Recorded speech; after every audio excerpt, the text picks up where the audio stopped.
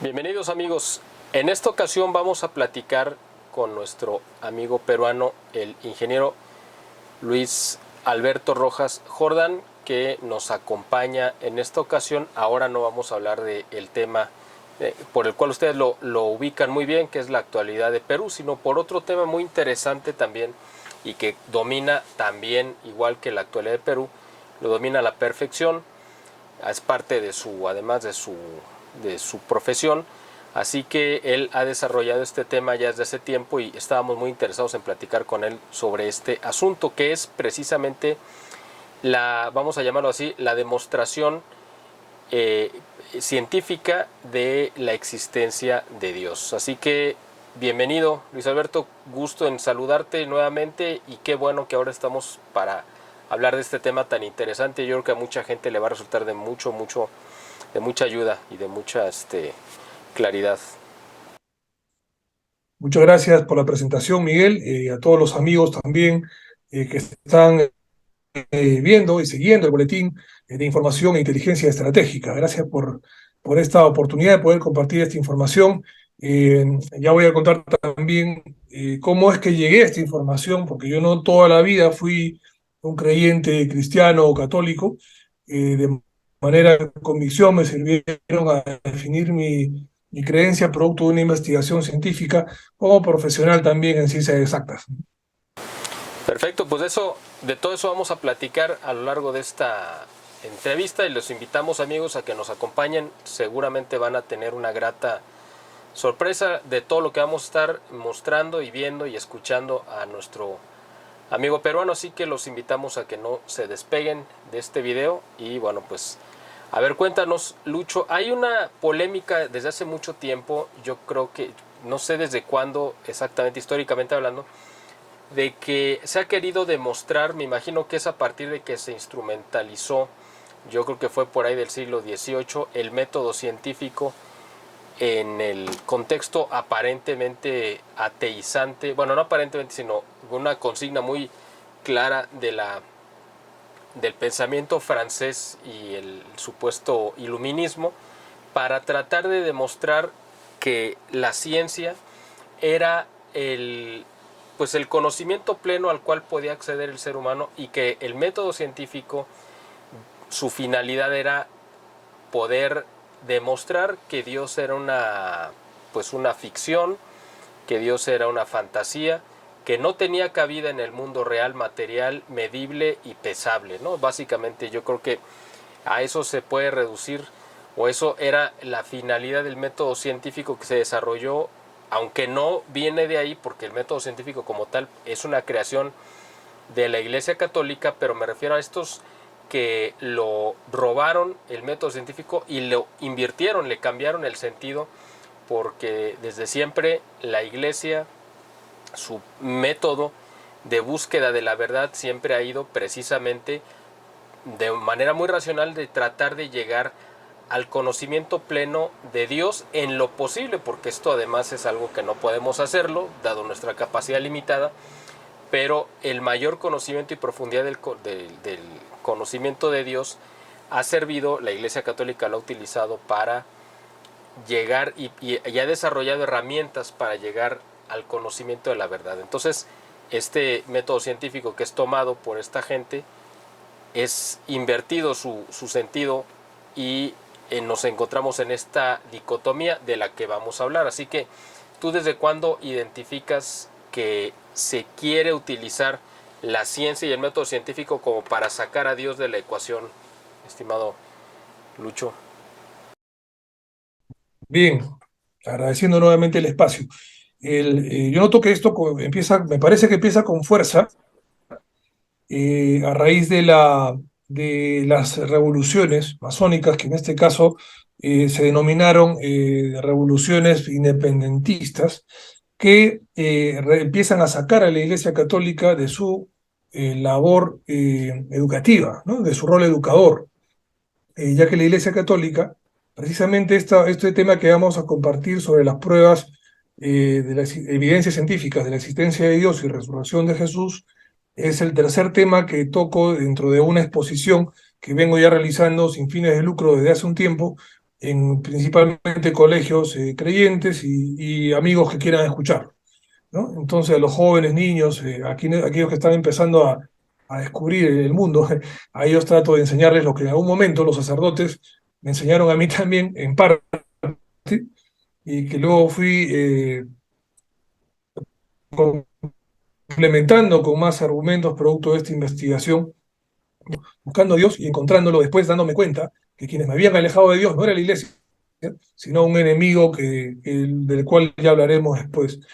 Yo veo que desde la Revolución Francesa, que promovía la igualdad, libertad, igualdad, sin embargo, era una revolución de aristócratas, en realidad, mucho capital judío, y destruir la cultura occidental como estamos viendo que la han destruido.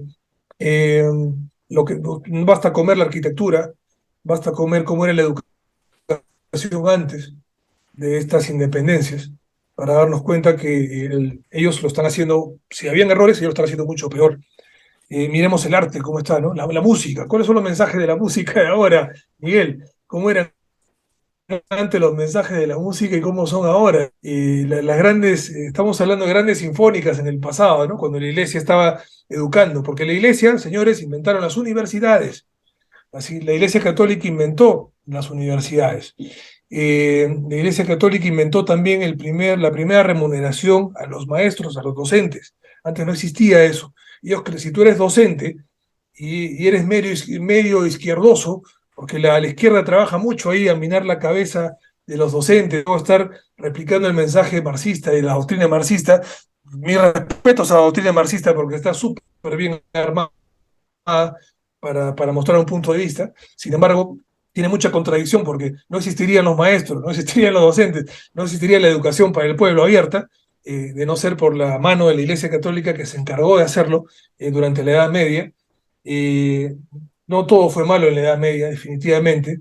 Se quiso desprestigiar ese trabajo, pero lo tienen muy escondido, ¿no? Estos grandes historiadores que solo hablan de la independencia, que nos convirtió a países como México, Perú y a toda Hispanoamérica que nos está viendo en sucursales del tercer mundo peleándonos por la cabeza del desarrollo a nivel mundial. De lo que fuimos, grandes imperios, grandes reinos, miren lo que somos ahora, ¿eh? Miren lo que somos ahora debido a las independencias masónicas, lo que han traído esos corruptos que nos gobiernan hoy en día, ¿no? Hasta hoy estábamos mejor. Bueno, yo creo que ahí empieza, Miguel, respondiendo a tu pregunta. Y si gustas, conversamos también un poco qué limitaciones ese método científico mal enfocado y cuál es su contraparte también, ¿no? Que nos permite investigar la verdad, que es el método legal también, ¿no? Claro, adelante, por favor. A ver, explícanos a la gente que no está familiarizada con asuntos científicos ni las ciencias exactas, ¿cómo se puede definir o cómo se puede entender qué es el método científico, en qué consiste y cuál es el falso, digamos, la falsa metodología materialista que se ha utilizado precisamente para tratar de demostrar cosas que son falsas y que llegan y nos llevan a conclusiones erróneas, por favor? ¿De acuerdo? El método científico en realidad tiene que ver con reproducir eventos del pasado en el presente. Por ejemplo, si yo quiero demostrar que este celular funciona, lo único que tengo que hacer es volver a encenderlo. Y puedo hacerlo una y otra vez para demostrarles que está funcionando en realidad y ahora está temporalmente apagado. Igual que lanzar una moneda, ¿no? Yo puedo demostrar que la probabilidad de que caiga cara o sello es de 50%, mientras más lo lanzo, más lo voy a demostrar. Sin embargo, hay cosas que no se pueden reproducir. Y yo recuerdo mucho, y voy a citar a los ateos, recuerdo que una vez fui a la conferencia de la APERAT, Asociación Peruana de Ateos, y un cristiano preguntó, ¿no? ¿Cómo viste usted? Le dijo al expositor que era un ateo.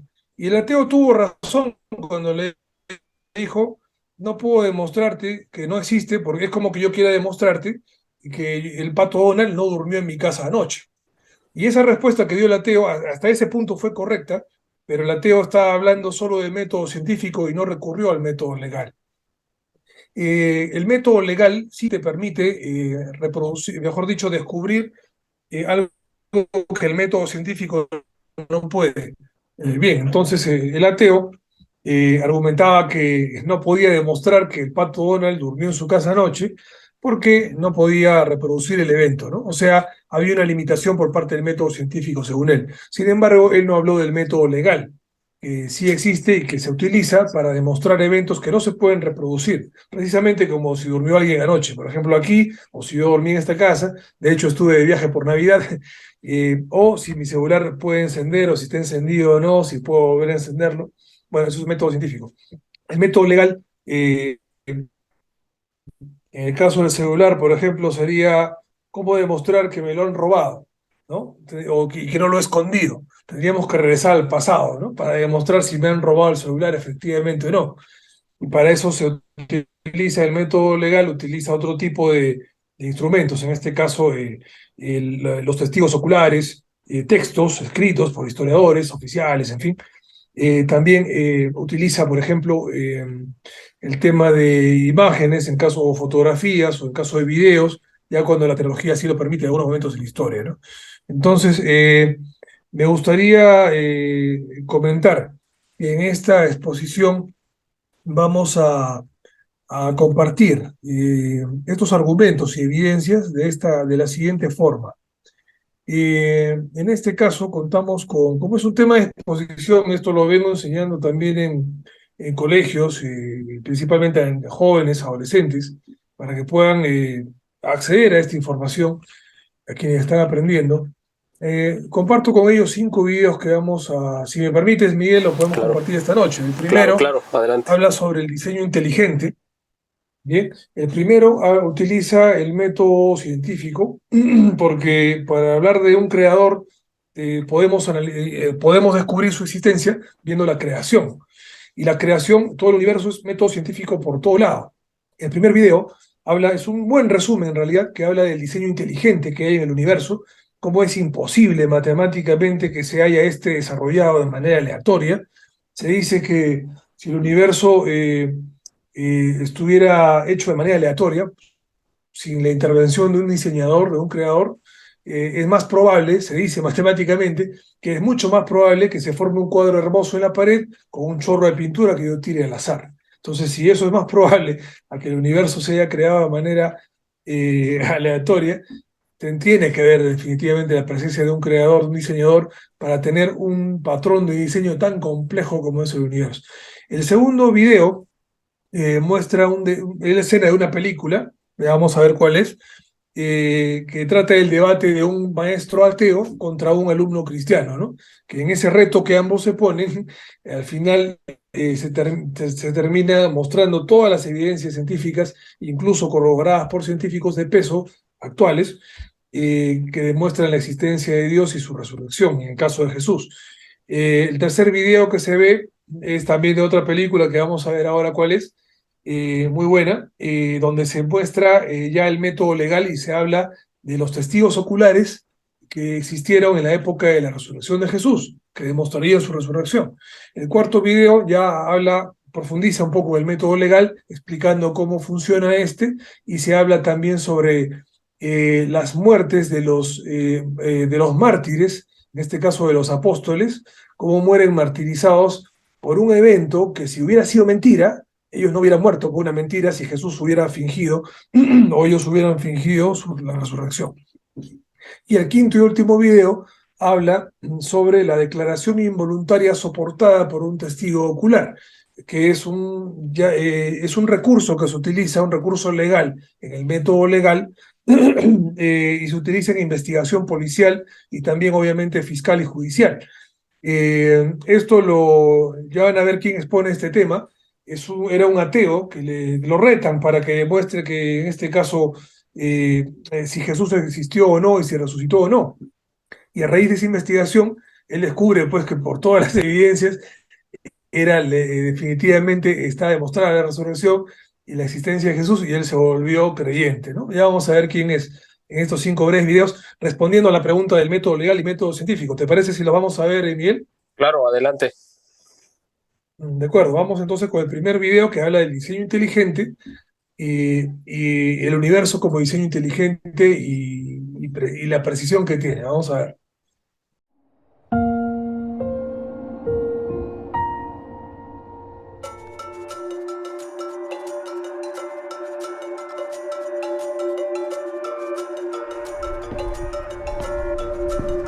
Se han planteado muchas hipótesis para explicar nuestros orígenes.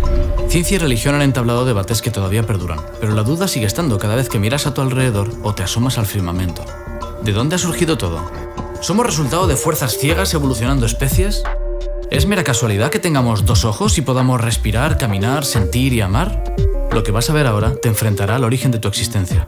Si quieres, puedes conocer en 2 minutos la verdad sobre el diseño que te rodea. ¿Estás preparado? Comencemos. ¿Cuál es la probabilidad de que estas letras caigan al azar y escriban el Quijote?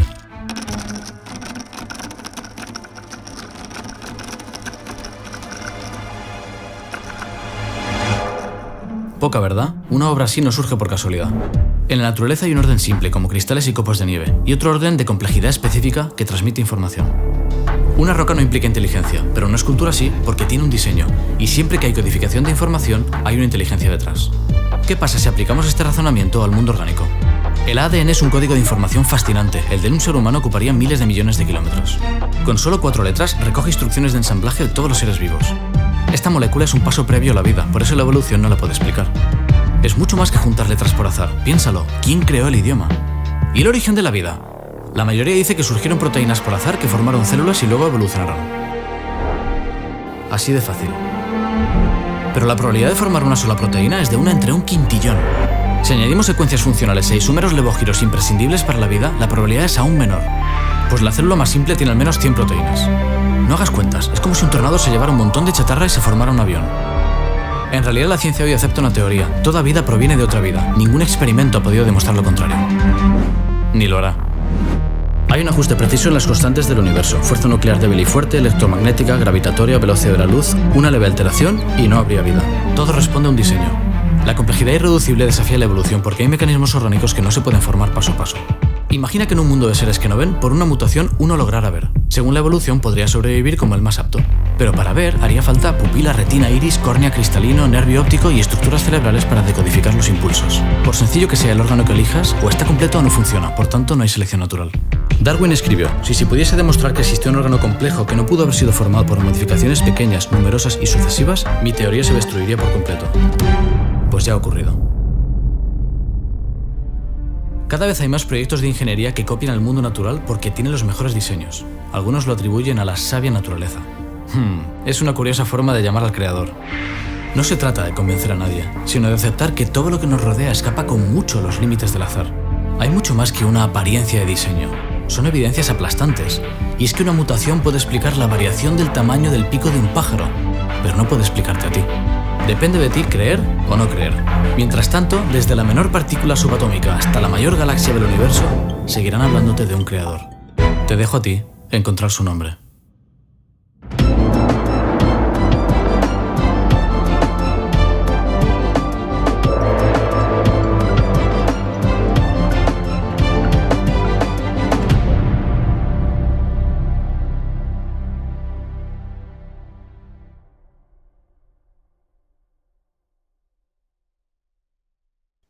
Bueno, hemos visto entonces el primer video que habla de cómo el universo es un diseño inteligente, de cómo es imposible matemáticamente, o sea, según el método científico, que el universo haya sido de manera aleatoria sin la intervención de un creador. No queremos inducirte a que tengas una creencia específica en esta primera etapa de exposición. Quiero comentar que un sacerdote jesuita astrofísico que falleció hace poco tiempo, se especializó en esta investigación, búsquelo en internet, es el padre Carreira. El padre Carreira, sacerdote jesuita astrofísico, se especializó en esta investigación. Él tiene conferencias de horas hablando solo de este tema, que hemos visto nosotros en un resumen muy, muy interesante ahora, Miguel y amigos que están viendo. Así como Carreira, yo les recomiendo ver a grandes científicos que han sido, pues, como bien han visto, vamos a ver ahora en un siguiente video, qué científicos han sido creyentes y han sido reconocidos. Por ejemplo, quiero mencionar uno antes de que veamos el siguiente video. Georges Lemaitre, él es un sacerdote físico, astrónomo belga, sacerdote católico, propuso en realidad, ojo, la teoría de la expansión del universo y la teoría del Big Bang. Fue el padre de la teoría del Big Bang, porque él sienta las bases, ¿no?, sobre el origen del universo.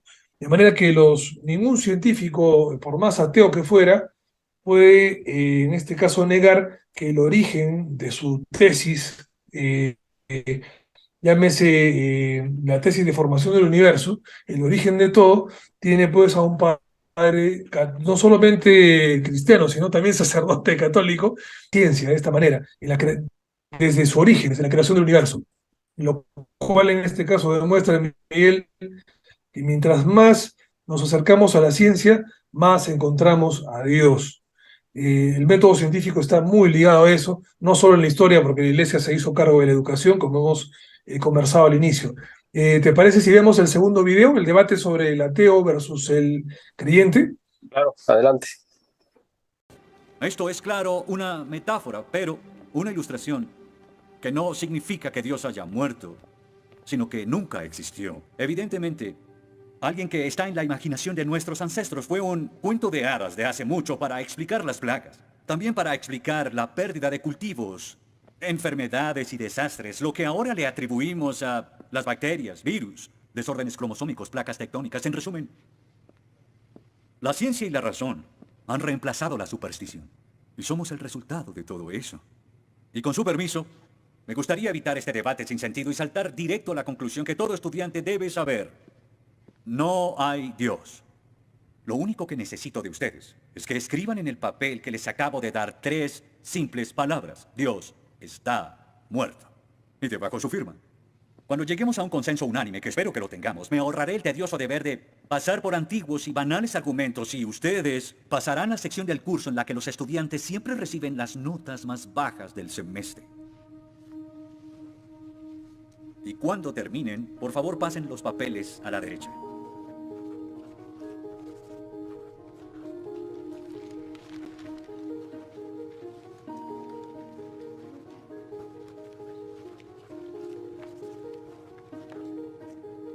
Gracias.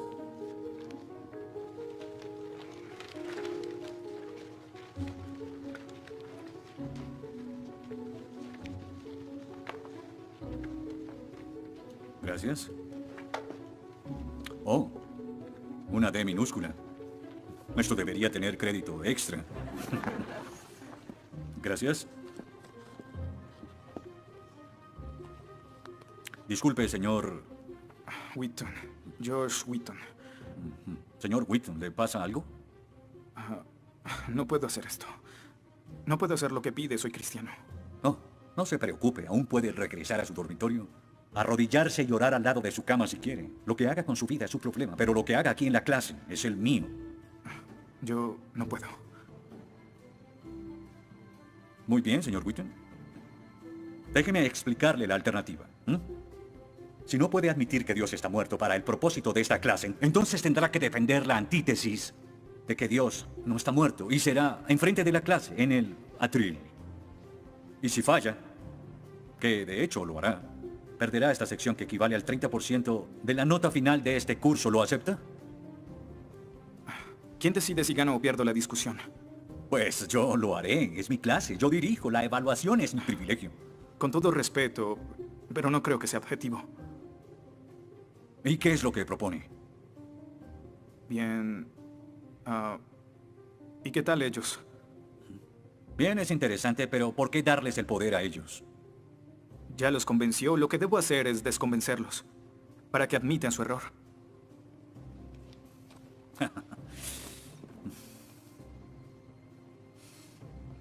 Bien. Señor Wheaton, tendrá 3 sesiones los últimos 20 minutos de las próximas 3 clases para que exponga su punto. Le prometo que haré las menores interrupciones posibles. Puede pedir lo que quiera en la clase, pero no le daré más tiempo. Claro, será responsable con las otras tareas de la clase, pero puede cambiar de opinión y traer la hoja firmada. La próxima clase y seguiremos como si nada hubiera pasado. Y con eso, como lo había dicho antes, le daré la palabra al señor Wheaton, quien presentará su caso a favor de un dictador supremo celestial, también conocido como Dios. Señor Wheaton, ¿está listo? El atrio es suyo.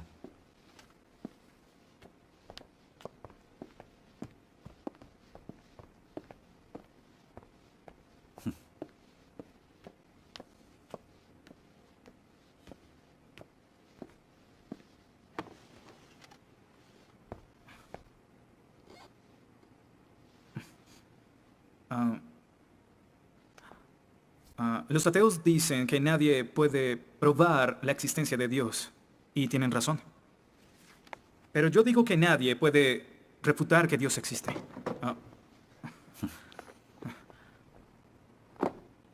Pero la única forma de debatir este asunto es observando la evidencia disponible.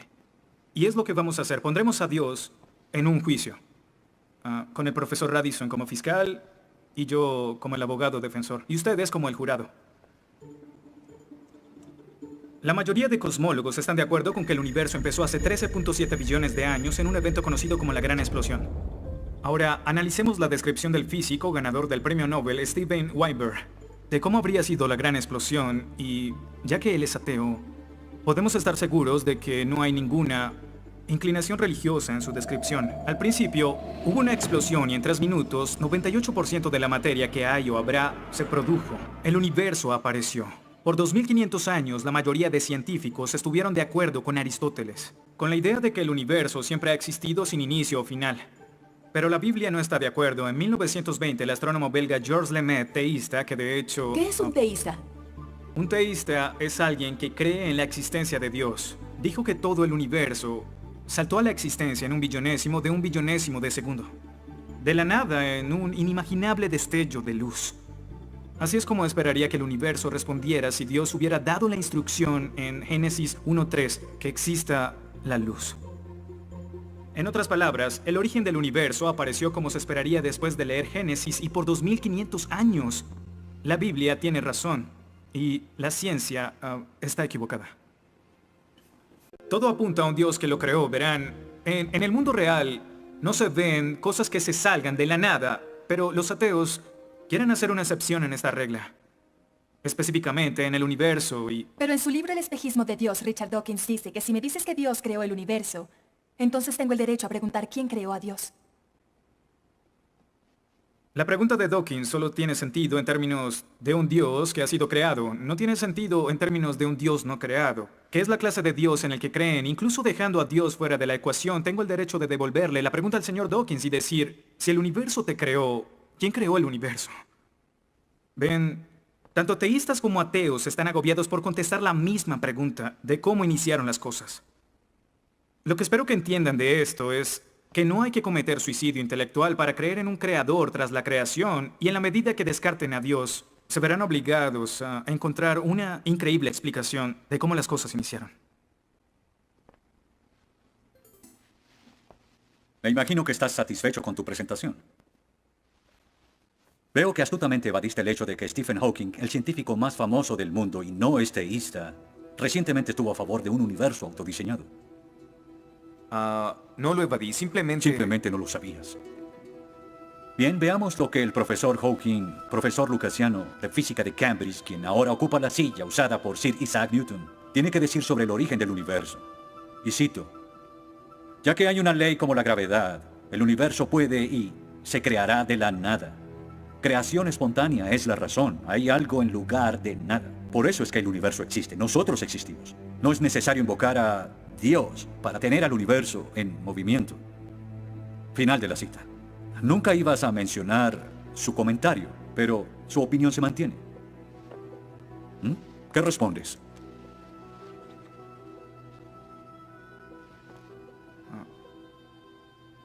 No sé. ¿No sabes? Pinché el globo de todo tu argumento con un solo alfiler y... ¿tú no lo sabes? Oh. Señor, me gustaría decirle que tengo la respuesta perfecta, pero no quebranta mi fe. Oh, ok. Así que el más grande cerebro científico de toda la historia dice que Dios no es necesario, pero un estudiante de primer semestre dice, oh, sí lo es. Wow, ¿sabes? Va a ser una decisión muy difícil. Pues estaré pendiente la próxima semana. Se acabó la clase. Gracias a una ley como la gravedad, el universo puede y se creará de la nada. Y para ser honesto, no sabía cómo refutarlo. Después de todo, es cierto que Hawking es un genio. Pero el profesor John Lennox, quien enseña matemáticas y filosofía, ha demostrado que no hay ni uno, ni dos, sino 3 errores de lógica en esa simple frase y se reduce a un razonamiento circular. Hawking básicamente está diciendo que el universo existe porque necesitaba existir, y como el universo necesitaba existir, se creó a sí mismo. Es como si les dijera que la carne enlatada es la mejor que haya existido porque en toda la historia no hay comida que sea mejor. Quizá me vean extraño y les digo que nunca he probado nada más. Y tienen razón, lo estoy ratificando. Pero cuando Hawking afirma que el universo se creó a sí mismo porque así debía ser, y luego dice que tiene una explicación de cómo y por qué fue creado, no reconocemos que está haciendo lo mismo. Pero así es. Continuando con Lennox, sandeces se quedan en sandeces, aunque sean dichas por un famoso científico. Y el público asuma que son declaraciones de la Este es ciencia. el tope de la arrogancia. ¿Me estás diciendo que tú, un estudiante, afirma que Stephen Hawking está mal? ¿No? Lo que digo es que John Lennox, profesor de matemáticas y filosofía, encontró que las razones del profesor Hawking son incorrectas. Y si no soporta mi desacuerdo con Hawking, le sugiero que vaya a la página 5 de su libro, en donde insiste en que la filosofía está muerta. Y si está tan seguro de la infalibilidad de Hawking y la filosofía realmente está muerta, entonces no hay necesidad de esta clase.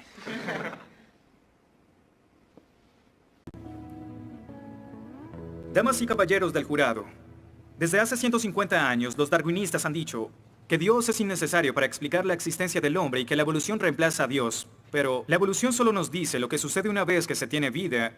Así que, ¿de dónde viene ese algo que tiene vida? Darwin nunca lo dijo, quizás supuso que un rayo cayó en una piscina con los químicos correctos. Lotería, un ser vivo. Pero no es tan simple. Verán, Darwin afirma que el ancestro de todas las cosas vivientes vino de una sola cosa. Un organismo simple que se reprodujo y se modificó con el tiempo en una forma de vida más compleja. Por eso es que después de contemplar su propia teoría, Darwin pronunció su famosa declaración: Natura non fucking saltum, lo que significa la naturaleza no salta. Y como el famoso autor Lee Strobel dijo, si puedes imaginar los 3.8 billones de años que los científicos dicen que la vida ha estado entre nosotros en un día de 24 horas, en el espacio de 90 segundos, la mayoría de grupos de animales de repente aparecieron en las formas que actualmente tienen. No como Darwin predijo, sino en términos de evolución, casi instantáneamente. Así que la naturaleza no salta, se convierte en la naturaleza dio un gran salto. ¿Cómo los deístas explican tanta información biológica? Y Dios dijo, que las aguas se llenen de seres vivientes y que vuelen aves sobre la tierra en la expansión de los cielos. Dios creó los monstruos marinos, los diversos seres vivientes que llenan las aguas y todas las especies de aves. Y Dios vio que esto era bueno. Génesis 1:20. En otras palabras, la creación sucedió porque Dios lo dijo. Y lo que parece para nosotros un proceso oscuro sin guía, pudo realmente ser controlado de principio a fin. Se dice que el mal es el arma más potente del ateísmo contra la fe cristiana. Después de todo, la existencia del mal nos lleva a una pregunta. ¿Y si Dios es tan bueno y tan poderoso, por qué permite que el mal exista? La respuesta a esto es muy simple. Libre albedrío. Dios permite que el mal exista por el libre albedrío. Desde el punto de vista cristiano, Dios tolera el mal en este mundo por un tiempo, para que un día todos los que eligieron amarlo estén con Él en el cielo, apartados del mal, pero con el libre albedrío intacto. En otras palabras, la intención de Dios con el mal es destruirlo un día. Oh, qué conveniente. Un día me desharé de todo el mal del mundo, pero hasta ese momento tendrán que lidiar con las guerras, holocaustos, tsunamis, pobreza, hambruna y sida. Que se diviertan. Luego nos enseñará sobre el absolutismo moral. ¿Pero por qué no? El profesor Radisson, quien claramente es ateo, no cree en absolutismo moral, pero en su programa dice que planea hacernos un examen en la última semana. Apuesto a que si consigo una A en el examen haciendo trampa, inmediatamente empezará a sonar como un cristiano, insistiendo que está mal hacerlo. ¿Y qué base tendría él? Si el propósito de mis acciones es lograr el éxito, entonces, ¿por qué no podría hacerlo?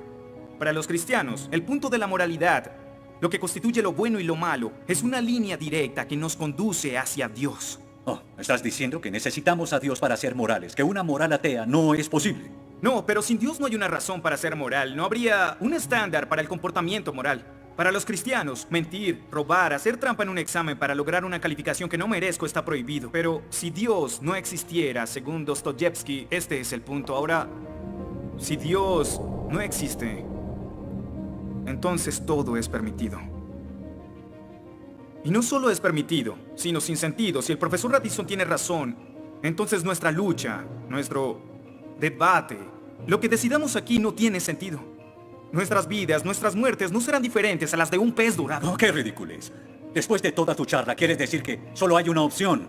Creer o no creer. Así es. Eso es todo. De eso se trata todo. La diferencia entre su posición y la mía es que usted les quitó su elección.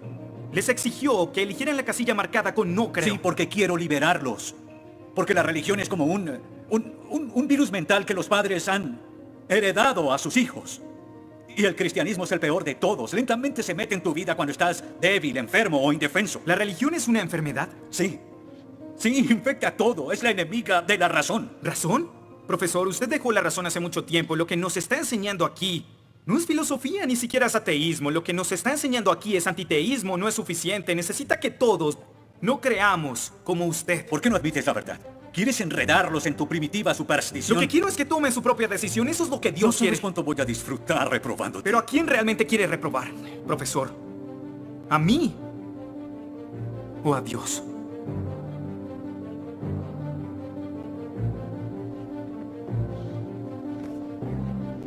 ¿Odia a Dios? Ni siquiera es una pregunta. Ok. ¿Por qué odia a Dios? Esto es ridículo. ¿Por qué odia a Dios? Responda a la pregunta.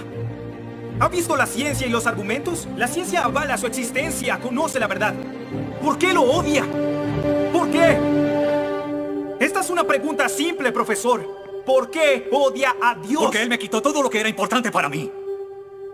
Sí, yo odio a Dios. Todo lo que siento por Él es odio.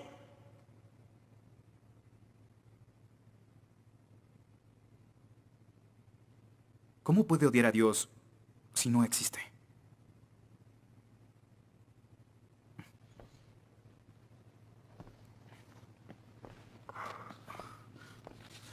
No probaste nada. Quizá no. Ellos deben elegir.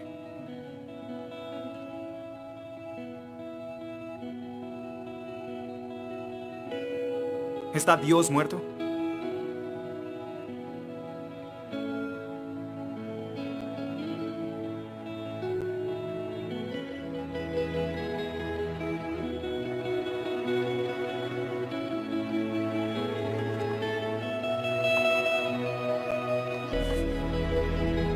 Dios no está muerto. Dios no está muerto. Dios no está muerto. Dios no está muerto. Dios no está muerto. Dios no está muerto. Dios no está muerto. Dios no está muerto. Dios no está muerto.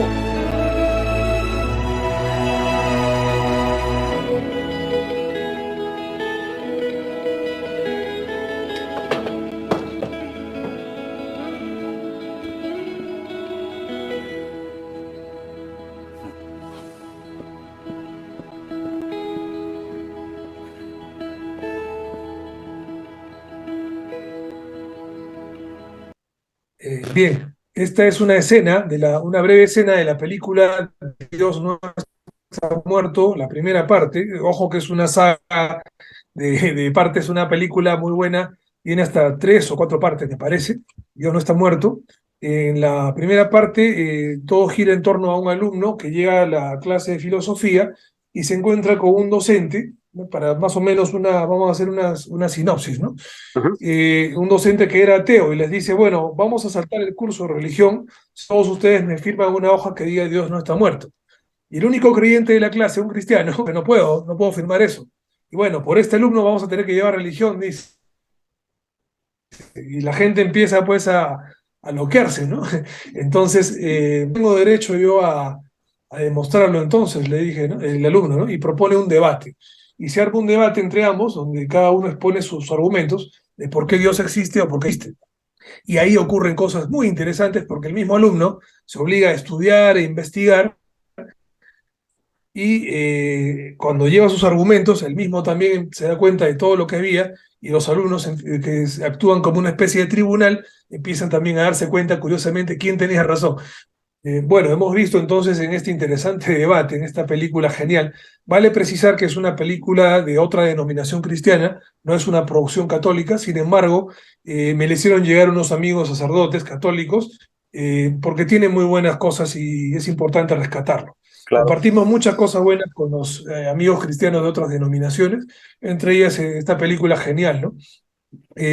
Vale decir que la segunda parte habla, ya otra trama donde actúa la actriz de Sabrina, la bruja adolescente. No sé si se Sí, acuerdan de esa sí, sí, serie. sí, sí, claro. Bueno, la segunda parte la interpreta ella como una profesora a la que un alumno y se arma un juicio donde intentan botarla del colegio. Algo que está pasando allá en Europa, lamentablemente, y esa película es muy buena y vamos a ver una escena de ella después, de esta después. Sin embargo, quiero brevemente hablar algo muy interesante de este segundo video que hemos visto de Dios no está muerto uno, donde se mencionan algunos científicos, ¿no?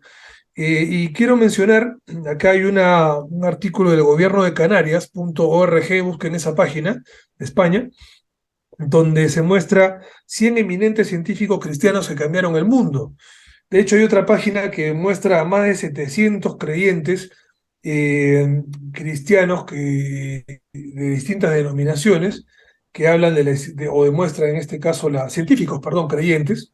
Sin embargo, vamos a citar esta página que solo habla de 100. No voy a mencionar los 100 porque no nos alcanza el tiempo. Claro. Les he dado la web para que puedan revisarlo, gobiernodecanarias.org. Y tenemos, por ejemplo, a Erwin Schrödinger, perdónenme la pronunciación de los apellidos extranjeros, pero si lo googlean van a encontrarlo. En este caso, él es un físico austriaco, católico, premio Nobel de Física en el 1933 por desarrollar su ecuación sobre mecánica cuántica. Otro más conocido, Louis Pasteur.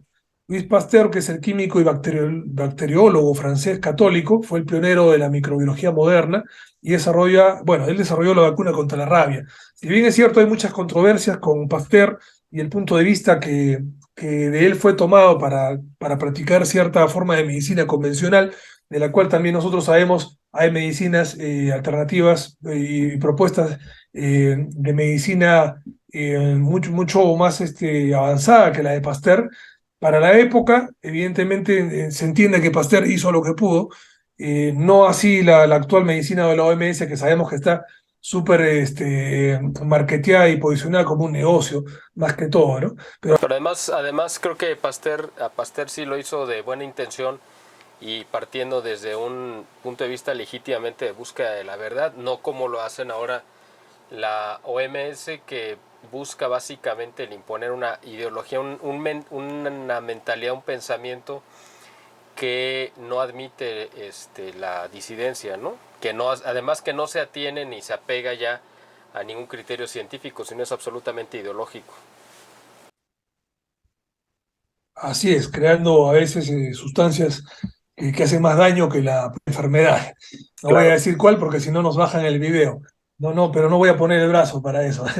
Entonces, yo justo, claro, Luis Pasteur, mi tocayo, vive de 1822 a 1895. Caramba, el hombre no sabía mucho al respecto, pero dio un gran aporte que sirvió de base para lo que vino después. Sin embargo, no quiero decir asesinos, pero malos trabajadores de la OMS utilizan, como decimos acá, esta información del año de la pera y lo traen al mundo actual para que no nos ayuden nada, ¿no? Entonces, eso es lo que estamos viendo. Pasteur no tuvo la culpa.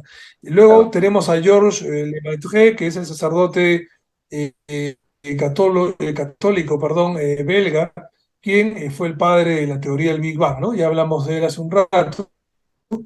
Hay otros como Gregor Mendel, ¿ok? Que es conocido, sacerdote católico también. Hay colegios con su nombre donde no enseñan el curso de religión. A mí me da bastante gracia eso. Y colegios que utilizan, se llaman Mendel, se llaman Pasteur incluso, ¿no? Pero en realidad son hombres que fueron católicos, ¿no? Y es actualmente el padre de la genética moderna, perdón, de la genética. Y formuló las leyes de Mendel, ¿no? Las conocidas leyes de Mendel sobre la transmisión de la herencia genética. Nikola Tesla actual de la energía eléctrica por corriente alterna. Y ojo, Nikola Tesla también enfrentó al poder judío sionista de la época que capitalizaba el tema energético y nos mantuvo hasta ahora en una época de oscurantismo científico. ¿Por qué? Porque Tesla, por ejemplo, desarrolló la torre de Wardenclyffe en Wardenclyffe, Estados Unidos, financiada por los Morgan. Los Morgan eran, hasta ahora, son un grupo de banqueros judíos sionistas, Rockefeller en ese tiempo, hasta ahora, ¿no? Y como de buena onda, Nikola Tesla buscó su financiamiento para hacer posible, porque él era un hombre de clase media, esa torre de Wardenclyffe, quiero mencionar brevemente esto, mediante la cual él proponía que sí podía transmitir energía eléctrica inalámbrica para que no sintonices una radio, simplemente, sino algo más allá, para que tú sintonices desde tu auto la frecuencia de la torre de Wardenclyffe y puedas. Definitivamente eso no le convenía a los Rockefeller, judíos sionistas petroleros, y hablaron con los Morgan, ¿no? Y les dijeron, oye, estás financiando a este que nos va a bajar el negocio. Le quitaron el financiamiento a Nikola Tesla de la Torre Wardenclyffe, Miguel, ahora, bueno, hasta que murió, Nikola Tesla murió en pobreza. Nunca se pudo desarrollar esto hasta hoy. Mira, ¿cuántos años tuvieron que pasar para que llegue el Wi-Fi a misiones como esta? Y todavía no tenemos vehículos totalmente eléctricos a bajo costo, como él lo propuso en su tiempo. Recién están saliendo ahora autos eléctricos, por ejemplo, la industria Tesla, que se ha tomado su nombre, que en realidad no es de Tesla, se han tomado su nombre para comercializar autos eléctricos. Ahí nuestro Bill Gates 2.0 de la criptoestafa, que es nuestro amigo, recuérdame el Elon nombre, Musk. Elon Musk, Elon ¿no? Musk, sí. Yo digo criptoestafa, Elon Musk, correcto. Yo no digo criptoestafa porque las criptos sean una estafa, no, son muy reales eso que están preparando, un evento económico, un crack económico terrible para el mal uso del blockchain futuro, no como lo que es una forma segura de guardar dinero, sino lo quieren usar como un mecanismo de control después, ¿no? Pero bueno, sin ánimo de salir de tema, Nikola Tesla también fue un creyente, cristiano ortodoxo científico. Entre otros, como Alexander Fleming, hay escuelas con su nombre incluso que son anticristiánico-católico, premio Nobel de Medicina en el 45 por descubrir la penicilina. Tenemos a Marconi, quien fue un ingeniero eléctrico italiano, católico, fue uno de los grandes impulsores de la radiotransmisión a larga distancia. Quiero mencionar algo breve. Nikola Tesla inventó, a él se le atribuyó, después se descubrió, al comienzo se le atribuyó el invento de la radio a Marconi, pero como ambos eran cristianos, tanto Marconi y Tesla, y eran buenos cristianos, Tesla siempre dijo, no importa que Max Planck, físico y matemático alemán, protestante, pero cristiano, ojo, premio Nobel de Física en 1918 por la creación de la mecánica cuántica. Otro que he conocido, a ver, porque tenemos un montón de apellidos acá, y cada vez en las currículas se enseña menos de ciencia a fondo, como estamos viendo. Esta lista son solo de 100, pero tenemos más todavía, ¿no? Tenemos muchos más. No sé si recuerdan a Max Born, se escribe Born, físico y matemático Químico. alemán, protestante, en este caso cristiano. Sí, el premio Nobel de Física en 1954 por sus trabajos en mecánica cuántica. Luego tenemos a Niels Bohr, ojo, Niels Bohr, B-O-H-R, Sí. físico danés, protestante, cristiano, premio Nobel de Física en 1922 por sus trabajos sobre la estructura atómica y la radiación, ¿no? Que en química justo hablábamos de Bohr, ¿no? Se toca también el tema cuando hablamos de la tabla de los protones, electrones, la carga, ¿no? La carga química, La tabla bueno, periódica carga de los electrónica, elementos. perdón. Correcto. Y bueno, tenemos más, hay también mira, un mexicano, Mario Molina, ingeniero químico mexicano desde 1943, católico, premio Nobel de Química en 1995 por ser uno de los que descubrió las causas del agujero de la capa de ozono antártica, entre otros, ¿no? Bueno, hay también estudios posteriores que demuestran que se ha politizado mucho el tema ambiental o ambientalista, Sin embargo, hablando en ciencia exacta en realidad, Molina tiene trabajos amplios de distintos temas, ¿no? Y es creyente, bueno. Y hay un montón en realidad, no nos alcanza la noche, pero ya les di la página para que puedan verlo. Y entre otras más, si pueden buscarlo, hay otra lista que tengo por acá, ya a lo mejor en los comentarios lo voy a dejar, ahí me pueden ver también, o en mis redes sociales, que las están viendo ahora también en esta transmisión, pueden revisar la información que les voy a dejar más profunda al respecto de los cientos de científicos creyentes y cristianos también que se tienen hasta la fecha, y hay un contador que sigue, una página que sigue todavía registrándolos, ¿no? Ajá. Bueno, entonces, si no hubiera alguna pregunta, me gustaría que podamos ver el tercer video, que nos muestra, ya nos empieza a dar luces de cómo funciona el método legal. Es la escena de una película que nos habla de los testigos oculares que Ujú. demuestran la existencia de la resurrección de Jesús. ¿Le parece, Miguel, si la vemos? Sí, adelante. Bien, esta escena, brevemente lo comento, es una pequeña escena de una película buenísima que yo recomiendo, que se llama Apocalipsis, la cuarta parte, Apocalipsis 4, el gran Mr. T, no sé si se acuerdan de Los Magníficos. Sí, cómo no. Bien, bueno, Mr. T hace en esa película de uno de los creyentes en tiempos de persecución, Apocalipsis 4, la cuarta parte de la saga de Apocalipsis, habla sobre el fin del mundo, en realidad, bueno, no el fin del mundo, el fin de los tiempos, lo que está profetizado en Apocalipsis, y la cuarta parte ya habla de la época de la persecución cruda y dura, donde los cristianos están siendo perseguidos y siendo detenidos y procesados como criminales retrógradas. Y en Apocalipsis 4, la gente libre, la gente de libre pensamiento, porta una marca en la mano derecha o en una de las manos que tiene un triángulo con un ojo en el centro. Esa película es muy explícita, definitivamente a la masonería no le ha gustado ver su simbología acá, porque todos los traidores, cobardes, mequetrefes, tenían ese símbolo como lo tienen ellos ahora, ¿no? En la película. Y hay una escena que vamos a ver ahora, cristiana, una de las detenidas, lo demuestra como argumentos a la fiscalía. Vale precisar que en esa película el juez ya estaba arreglado también en el juicio, querían meterlos sí o sí presos y matar a todos los cristianos ahí detenidos, y el abogado defensor escuchar a sus defendidos, porque también quería también hacerles la mala pasada, no los estaba defendiendo, quería, mira, como él, que se está ocurre algo que no les voy a decir, pues, les recomiendo que vean la película, vamos a ver esta breve escena. ¿Por qué su Dios no apareció en la corte cuando lo llamaron? Dios no se rige por los deseos de los hombres. Ah, pero Macaluso estuvo aquí. ¿Dios está aquí?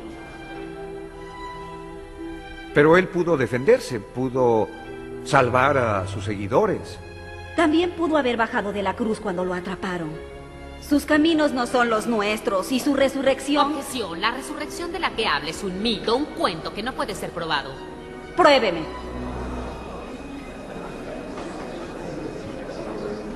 Señoría, la resurrección es el centro de la fe cristiana. Si nunca pasó, entonces su creencia entera se derrumbaría. Continúe.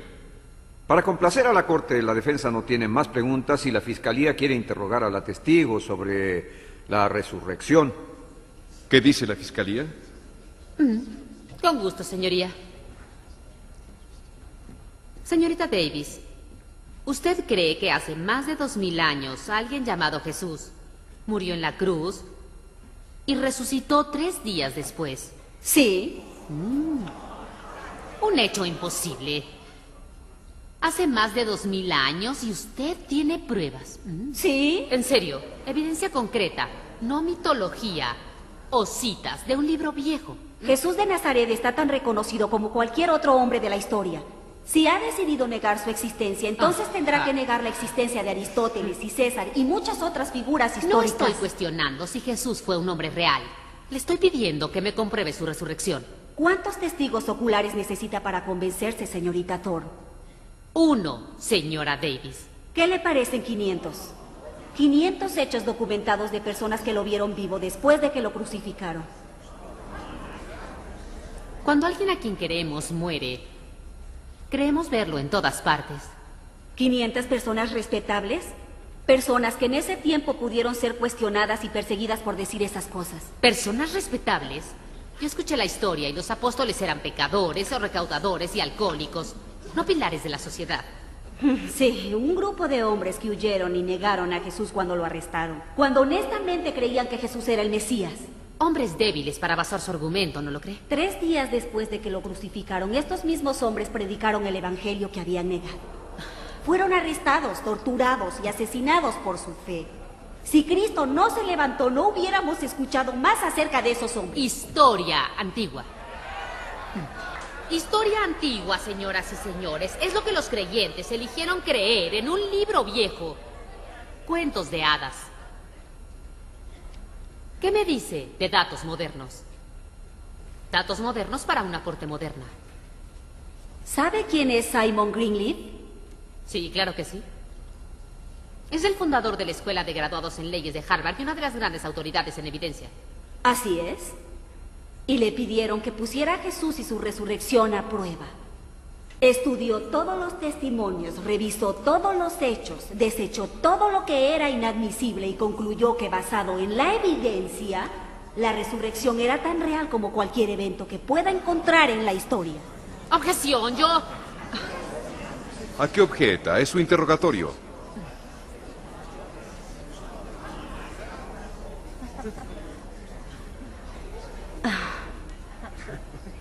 Me pregunto qué pensará él de nuestro mundo de hoy. No más preguntas. Gracias a Dios. Esta corte entra en receso. Guardia, acompañe a la señorita Davis a salir de aquí. Abogados, a mi oficina. Bien, ahí hemos visto, hasta el juez dijo, no, gracias a Dios, aquí terminó el debate, porque si continuaba la acusada hablando, dando más evidencias, definitivamente eso que estaba televisado y todo el mundo lo veía para ridiculizar a los cristianos, iba a terminar en un adoctrinamiento súper positivo y victorioso a favor de los cristianos, ¿no? Efectivamente, hubieron más de 500 testigos oculares, Miguel y amigos, de la resurrección de Jesús. Estos argumentos que sueltan los actores son reales, los pueden ustedes investigar en la historia oficial. Me parece que se está preparando una segunda parte de la Pasión de Cristo que tendría que ver con este tema de la resurrección. La resurrección, Me parece así que es. están preparándola. Correcto. Y producción de Mel Gibson, muy odiado por Hollywood y el capital sionista que evidentemente no quiere cristianizar al mundo, sino meterlo de cabeza. De cada vez sacan películas más destructivas, culturalmente hablando, y espiritualmente también.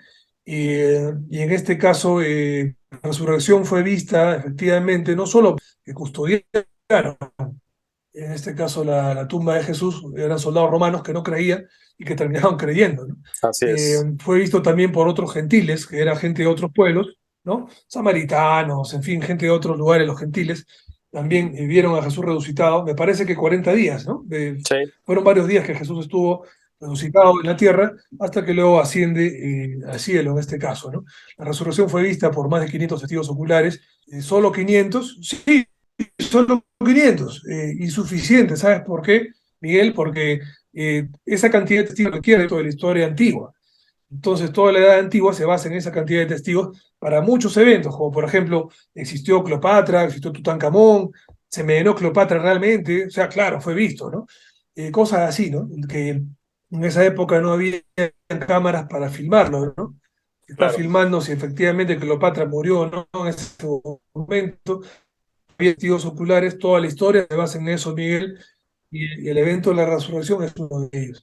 Entonces, es uno de los recursos del método que permiten verificar el pasado, que no se puede reproducir, pero sí se puede investigar para ver si más de 500 testigos oculares era motivo suficiente para poder demostrar la existencia de la resurrección de Jesús, ya que cualquier evento de la historia requería hasta la fecha de esa cantidad de testigos, o a veces menor, que son para la historia, que es, ojo, que la historia es una ciencia también, ciencia social, y recurre al método legal, ¿ok? Es parte de eso. La historia oficial reconoce a cualquier evento de la historia como algo real, como algo que ha ocurrido, que algo científico en este caso, con esa cantidad de testigos o a veces menor. Por ejemplo, si existió Tutankamón, si Cleopatra realmente tomó el veneno, ¿no? No habían cámaras en ese tiempo, no habían videos, no había, pero sí había, en este caso, testigos oculares, y es suficiente para la historia que la cantidad de testigos oculares de 400 o 500 para demostrar que es real algo, ¿no? Entonces, No, pero además en ese tipo de acontecimientos, pues obviamente los vio mucho menos gente, porque no había acceso, por ejemplo, el faraón o a los gobernantes, no, la gente del común no tenía acceso, y además no había forma de transmitir, esa gente no podía transmitirlo a otros lo que habían visto porque no lo habían visto, a diferencia de lo que pasó con Jesús, que la gente sí lo vio en las calles, y además era gente que lo había conocido y que fue testigo de que lo mataron y después lo volvieron a ver vivo, es decir, les tocó ver ese proceso.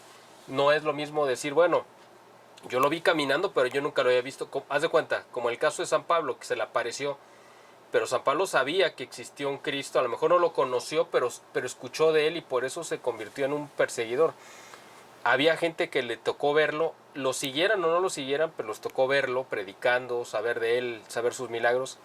Les tocó saber que lo habían matado y después verlo otra vez, pues evidentemente era un impacto y un shock, ¿no? Porque eso era algo que no se había visto. A ninguno de estos personajes de la historia de esa época, contemporáneos a Jesús, les tocó verlos después de muertos. A ninguno, caminando, comiendo y conviviendo, ¿no? Ni a Cleopatra, ni a Nerón, ni a ninguno de los que hayan sido... Pero además, repito, la gente del común no tenía acceso a verlos físicamente. Era muy poca la gente que tenía acceso para verlos, ¿no? claro, de hecho Jesús era un personaje popular, muy popular, que no discriminaba a nadie, ¿no? Jesús no solamente era del pueblo, sino también estaba con aquellos, con los más marginados, incluso con los más señalados, ¿no? Por ejemplo, él se acerca a María Magdalena, ¿no? En este caso que era una prostituta odiada en ese tiempo, y la convierte, ¿no? Entonces, él se acercaba a los cobradores de impuestos, a los usureros, se acercó a los judíos para que lo escuchen, para que puedan cambiar, y algunos de ellos lo escucharon, lo siguieron, ¿no? Y muchos gentiles, de hecho la mayoría de gentiles fueron los que escucharon, ¿no? De ahí viene el dicho, no es profeta en su tierra, porque hasta ahora lamentablemente los judíos no lo siguen, ¿no? No todos, en este caso hay conversos también. Sin embargo, a lo que vamos con esto es de que Jesús efectivamente era un personaje popular y cualquiera podía verlo, es por eso que tuvo esa cantidad de testigos oculares, más que en otros casos.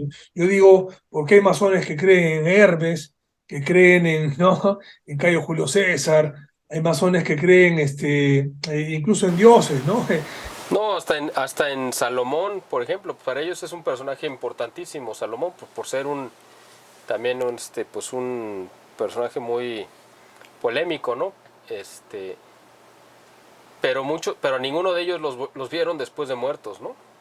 Así es, correcto, ¿no? Pero todavía no terminan de creer totalmente en lo que Jesús dice, ¿no? Y como bien nos comentó un ex masón, el gran Alberto Bárcena, ex masón de alto grado, le contaba que en el grado 29 estos judíos pisotean la cruz, ¿no? Pero espero que este tipo de información ayude, los masones, perdón, pisotean la cruz. Espero que este tipo de información que estamos compartiendo permita evitar este tipo de errores. Por quien les habla, yo no he sido cristiano toda mi vida. Yo he estudiado en un colegio católico, vengo de una familia católica.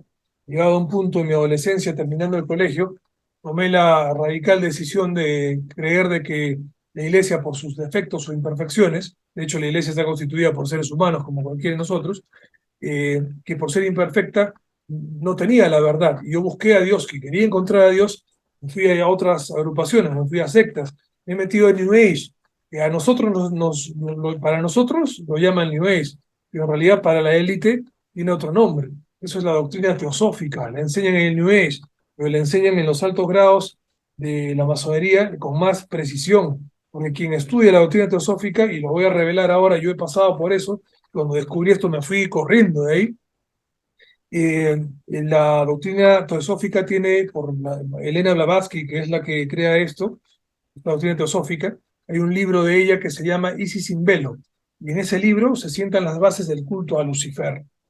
Les aseguro que en todas las agrupaciones New Age, Gnosis, lo que fuera de este corte shambálico, que están siempre lideradas y guiadas por masones, siempre, les aseguro que les van a decir que lean a Elena Blavatsky. Y les van a decir que lean a Blavatsky. Yo he estado ahí y los que hayan pasado por New Age se van a acordar que siempre les van a pedir que lean a Blavatsky. Y Blavatsky en uno de sus libros, acuérdense, Isis sin velo. Ojalá todos quisiéramos leer para darnos cuenta rápido, ¿no? La mayoría no lee, pero lean el libro Isis sin velo, van a ver que ella sienta las bases del culto a Lucifer. Lucifer como un ángel rebelde que se opone a Dios, ¿no? Es por eso que el masón cree que Dios es malo, cree que Jesús representa a la maldad, porque cree que Lucifer vino a liberar. Entonces el masón en ese engaño relativiza el bien y el mal, y es por eso que ellos toman también con facilidad ese camino de satanismo, y terminan, en este caso, practicando lo que hemos visto, ¿no? Una política totalmente sucia, cochina, una destrucción cultural, moral, no solamente en su vida personal, sino en todo lo que tocan y en los gobiernos que ellos pisan. Bueno, si estamos abiertos a ver más información, pasamos al siguiente video. ¿Podría ser? Sí, por supuesto. Que habla sobre el método legal. Vamos a ver entonces precisiones del método legal a continuación. ¿Puede probar la resurrección científicamente? No creo que el enfoque esté en la ciencia.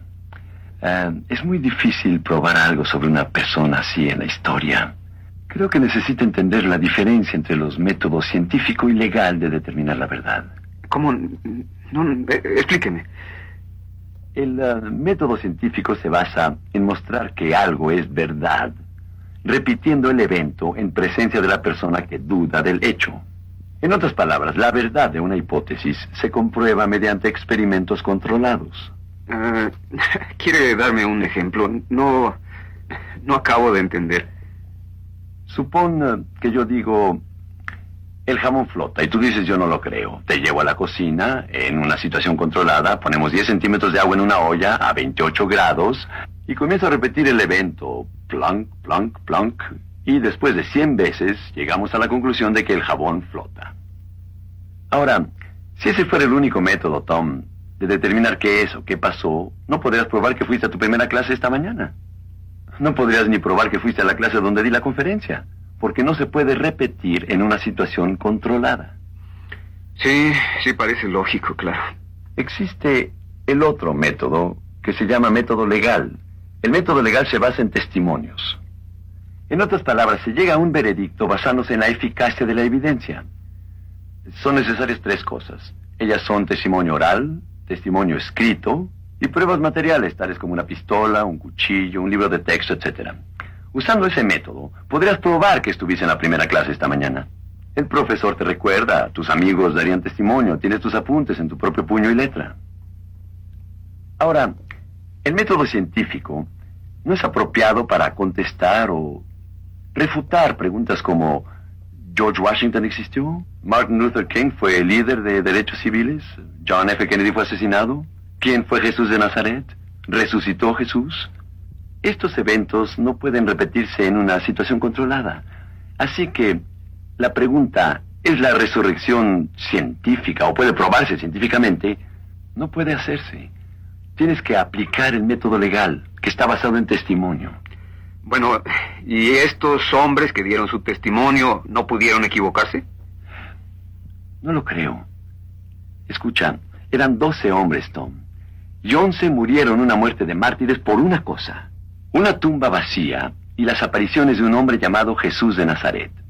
Ahora, hay quienes me han dicho, mire, muchas personas han muerto por una mentira. Sí, pero creyeron que era la verdad. Si la resurrección fue una mentira, estos 11 hombres lo sabían y lo escribieron como testigos oculares.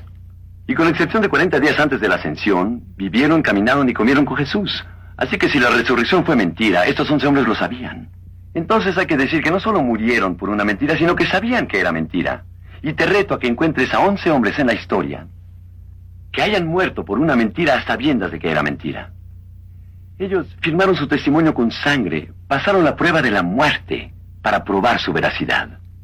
En realidad prefiero creer su testimonio que el de mucha gente que conozco, que no quiere ni cruzar la calle por sus creencias, mucho menos morir por ellas.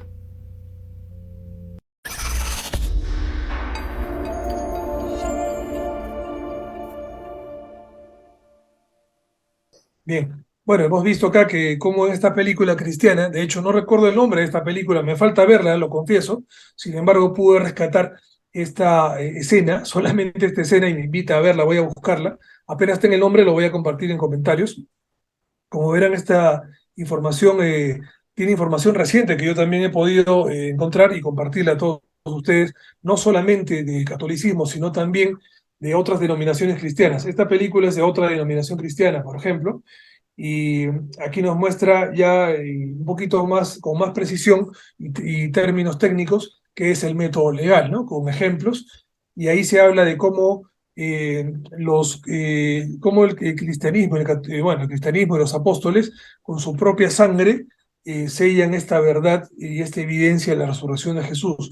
Porque, como bien dice acá esta escena de la película, es imposible que 12 seguidores de alguien que no haya resucitado mueran por un evento que fuera mentira, ¿no?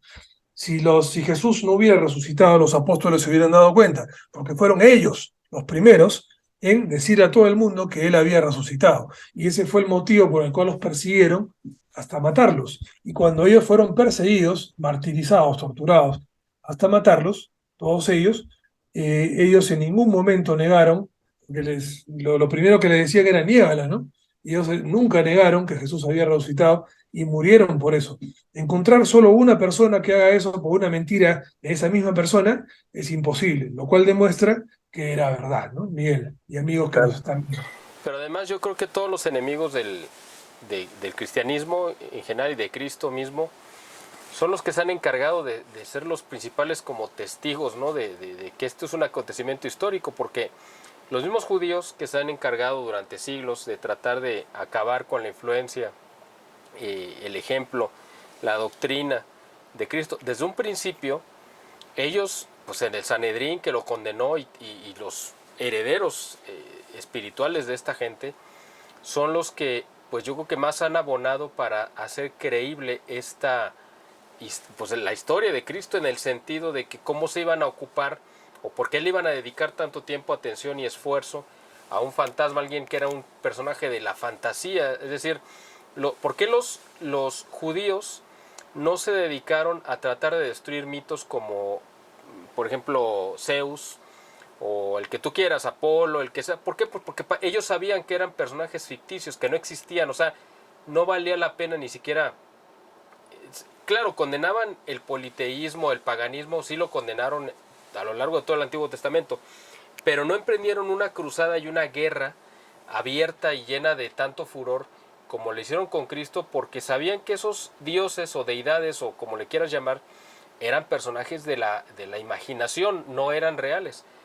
Todo ese odio y esa virulencia solamente la pudieron tener con alguien que ellos sabían que sí había existido, que sí había vivido, nacido, que murió y que de alguna manera regresó a la vida, aunque ellos no lo explican o quisieran negarlo, pero sabían que fue un personaje real. Entonces, quien dude de que Cristo realmente existió, pues que se remitan a sus detractores para que se convenzan de que sí existió realmente, ¿no? Muy cierto, es cierto.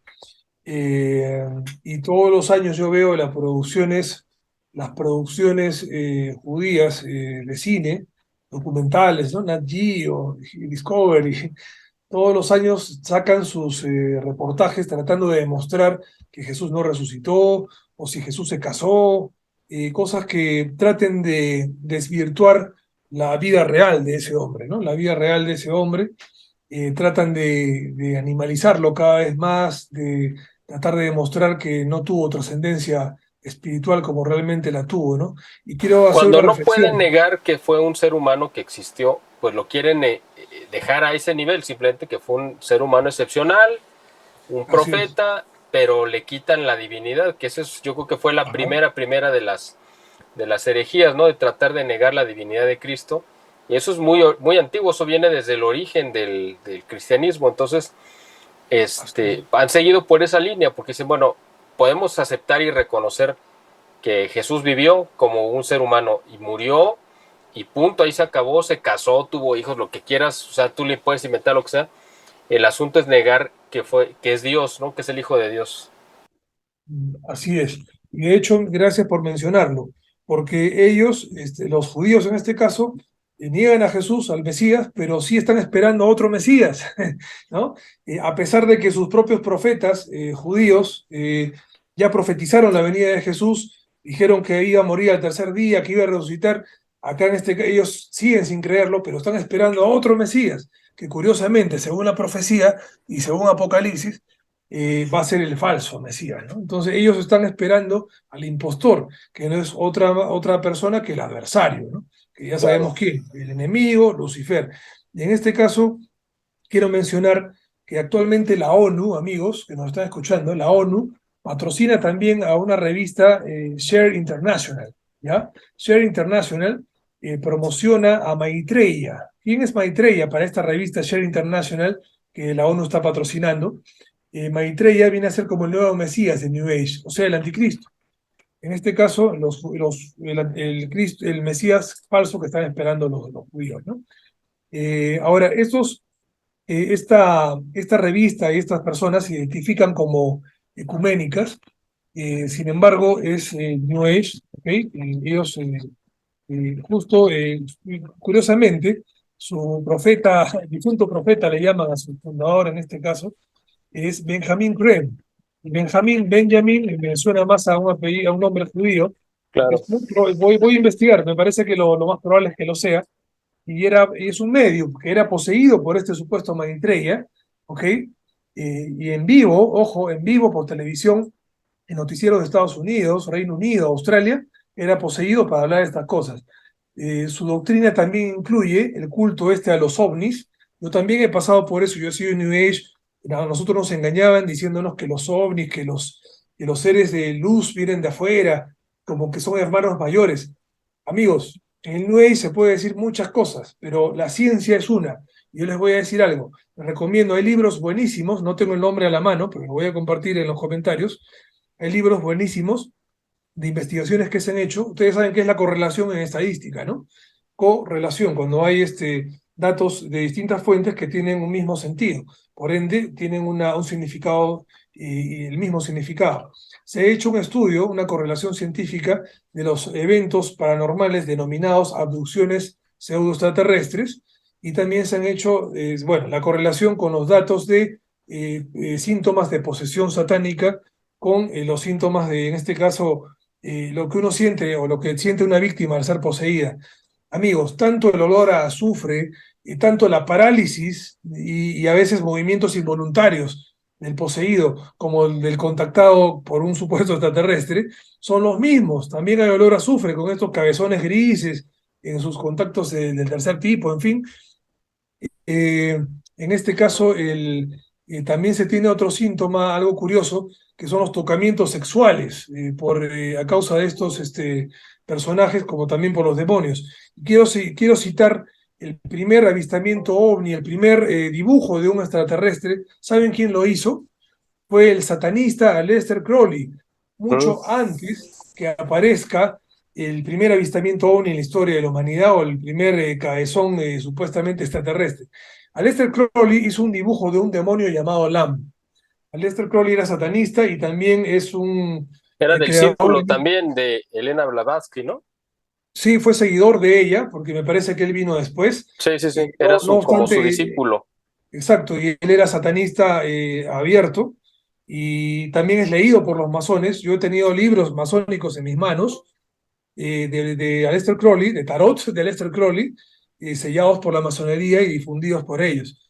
Felizmente ya no tengo acceso a esa información física, pero yo la he podido ver, la he podido digitalizar, y ahí la tengo también para compartir como evidencia si es necesario. Sin embargo, esto que hemos visto de Maitreya y esta revista, por ejemplo, es financiada por la ONU. Y hago una reflexión porque todos sabemos quién es la ONU actualmente. Y si tú me dices, Miguel, que este personaje, este falso Mesías, viene patrocinado por la ONU, me queda súper claro. Gracias, ONU, por darme las pistas tan fácilmente, porque si yo sé que la ONU es súper corrupta, me deja claro que ese Mesías también va a ser súper corrupto y es el anticristo. Claro, así es. Algo breve también quiero citar con respecto a la ONU, que la ONU, uno de sus miembros del Consejo Consultivo es una ONG llamada Lucis Trust. Y Lucis Trust en su página web, así como en la página web de la ONU, que parece que menciona que es parte de su Consejo Consultivo, Lucis Trust, fue fundada, amigos, no como Lucis Trust, sino como Lucifer Publisher Company. Y este